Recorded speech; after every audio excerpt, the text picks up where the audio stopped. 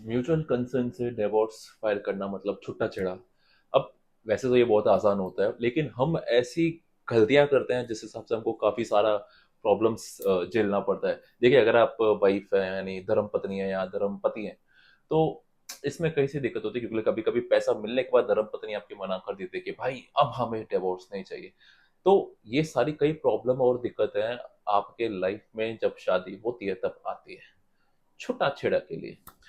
गलतियों को हम इसको ऐसा समझना पड़ेगा कि भाई इसके ऊपर हम एक डिटेल वीडियो बनाएँ, जहाँ पे हम आपको समझेंगे कि भाई म्यूचुअल कंसेंट का डिवोर्स कैसे फाइल होता है, क्या कॉन्सेप्ट है और साथ ही साथ ऐसी कौन से आपके 3 गलतियाँ हैं।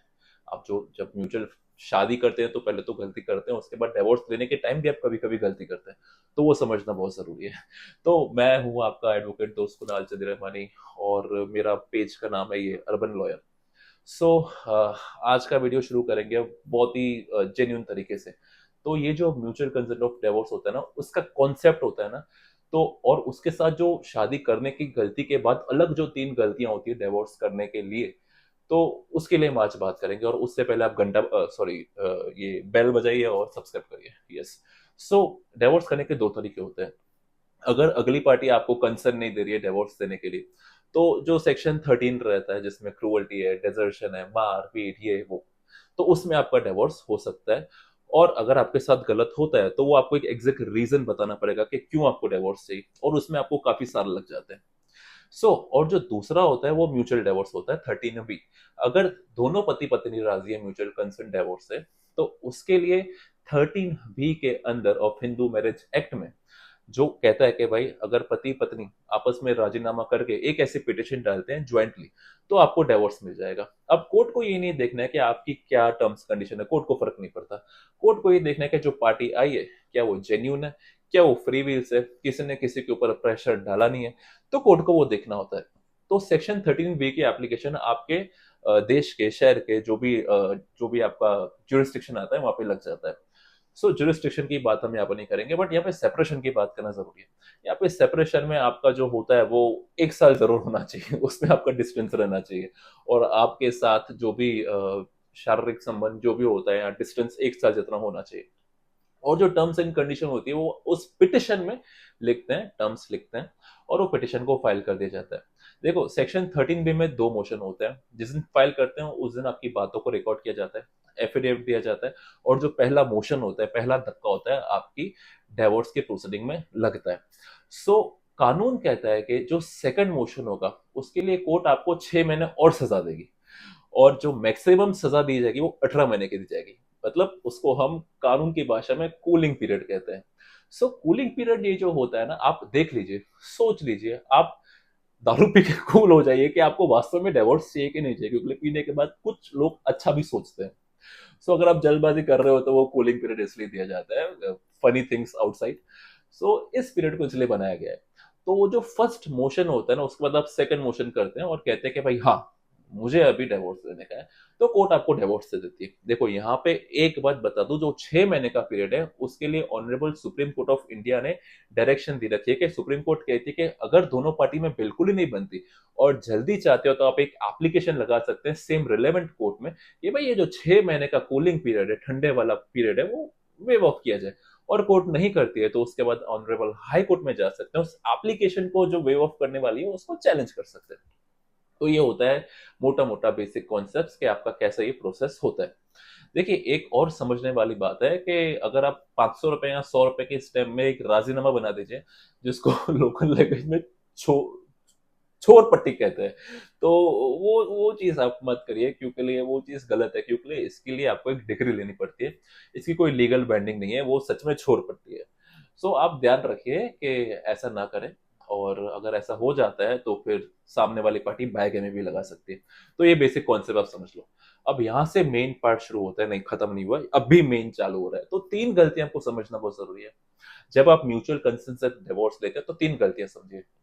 देखिए, यूजुअली लोग यानी हस्बैंड और वाइफ, धर्मपति और धर्मपत्नी क्या करते हैं कि भाई हम म्यूचुअल डिवोर्स का फाइल करके आगे बढ़ते हैं, लेकिन वो टर्म्स एंड कंडीशन नहीं कोई भी नोट डाउन नहीं करते।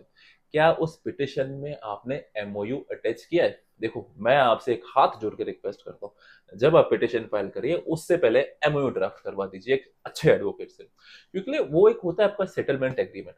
अब उस पिटिशन का जब वो पार्ट बनता है तो दूसरी सामने वाली पार्टी उस चीज को लेके बाध्य हो जाती है, वो बदलती नहीं है। तो आपको एक इतनी क्लैरिटी दिखनी है कि भाई धर्म पत्नी ने धर्म पति को, या एक पति अपने पत्नी को किस तरीके से वो पैसा देने वाला है, एलिमनी देने वाला है, और वाइफ को भी कंफर्म करना है कि उसके पास जो वन टाइम एलिमनी आएगी वो सब लिखा हुआ, वो कैसे उसको डीडी मिलेगी या एफडी होगी। और इसके अलावा अगर आपके बच्चे हैं, तो उनकी कस्टडी किसको किस तरीके से दिया जाएगी, कौन से डेट्स पे दिया जाएगी, कौन से वीक में कौन से डे पे दी जाएगी, तो वो सब लिखना बहुत जरूरी है। अगर वाइफ ने भी कोई केस फाइल की तो किस स्टेज पे विड्रॉ होंगे, क्या एप्लीकेशन लगाने के बाद विड्रॉ करेंगे कि विड्रॉ करने के बाद एप्लीकेशन लगा रहे हैं। सो वो सारी चीजों को आपको नोट डाउन करना है उस एमओयू में, क्योंकि वो एक जुडिशियल रिकॉर्ड का पार्ट होता है। सो कोई कोई उसका पार्ट नहीं बनाते हैं, फिर वो सर पे हाथ रखने के, हे भगवान मेरे साथ एक और जुर्म हो गया। सो वो आपकी गलती है, वो किसी कोर्ट की गलती नहीं है, आप एमओयू नहीं बनाते इसलिए ऐसा होता है। सो सेकंड चीज अभी मैं बात कर रहा हूँ, वाइफ और हस्बैंड, अगर हस्बैंड बोलता है कि भाई मैं 1 करोड़ रुपए एलिमनी दूंगा, करोड़पति, हाँ, सो वो अमाउंट देने के बाद अगर वो बोले कि मुझे डिवोर्स नहीं देना, तो आपको ये गलती नहीं करना है।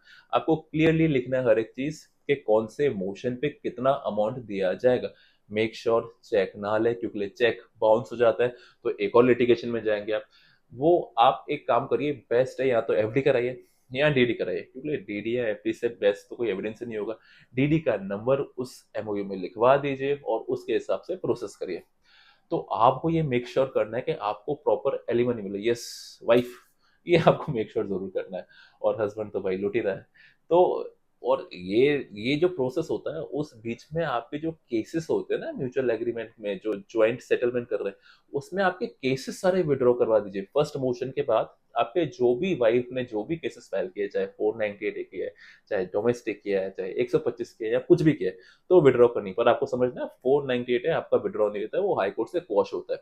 सो ये सारा प्रोसेस आपको समझना जरूरी है। ऐसा नहीं कि भाई आप चले पड़ो और विड्रॉ करने चले जाओ, या तो विड्रॉ ही नहीं करो और डिवोर्स ले लो, फिर उसके बाद डोमेस्टिक में भी लड़ो, दूसरी जगह भी लड़ो, ऐसा नहीं होता है। सो ये सारी चीजें विड्रॉ करने का एक प्रोसेस होता है। आप कौन से स्टेज पे विड्रॉ करना है वो आपको एमओ में लिखना है।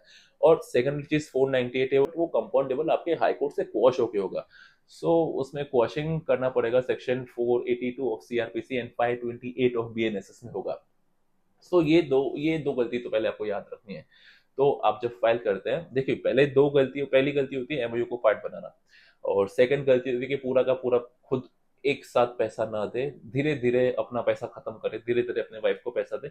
आइडियली मैं बता दूं, समझो आपको 1 करोड़ देने हैं, तो 50 लाख आप पहले मोशन में दे दीजिए, पहले धक्का लगेगा आपके दिल को, फिर थोड़ा सा राहत मिलेगा, 6 महीने बाद एक और धक्का खाओ 50 लाख रुपए देने का। सो ऐसा होता है ना कि भाई फर्स्ट मोशन से पहले आप, मैं एडवाइस करूंगा वाइफ को कि भाई केस विड्रॉ ना करें, फर्स्ट मोशन के बाद आप केस विड्रॉ करें। और कोर्ट को चाहे डोमेस्टिक वायलेंस हो, चाहे 125 हो या 498 में हो, तो ये बोलने का कि भाई हाँ अभी हमारा म्यूचुअल डिवोर्स फाइल हो चुका है 13B में, तो उसके बाद ये कोर्ट भी इजीली विड्रॉ कर लेती है केस। अभी इसमें आपको पता लगा होगा कि बेसिक कॉन्सेप्ट क्या होता है म्यूचुअल डिवोर्स का। और एक जो सबसे बड़ी बात मैं आपको बताने जा रहा हूँ, हाल ही में 13 अप्रैल 2026 honourable supreme court of India Dhananjay versus Ruchika Rathi नाम से एक बहुत ही क्लियर जजमेंट दिया, जहाँ पे सुप्रीम कोर्ट ने कहा है कि अगर आप लोगों के बीच में एक रिटर्न एग्रीमेंट हो चुका है और फर्स्ट मोशन होने के बाद अगर कोई भी पार्टनर उस कंसर्न को जो टर्म्स एंड कंडीशन में आप नोट डाउन करते हैं वो उसको विड्रॉ करता है, मतलब बोलता है भाई मैं तो फॉलो नहीं करूंगा, तो कोर्ट बोलते नहीं आपको विड्रॉ करना ही पड़ेगा। मुझे उम्मीद है आपको ये आज का वीडियो मतलब कुछ अलग तरीके से बनाने को मैंने ट्राई किया, आपको समझ में भी आया होगा और मजा भी आया होगा। तो मिलेंगे अगली बार इसी तरह के वीडियो के साथ, तब तक के लिए जय श्री राम, घंटा बजाना मत भूलना।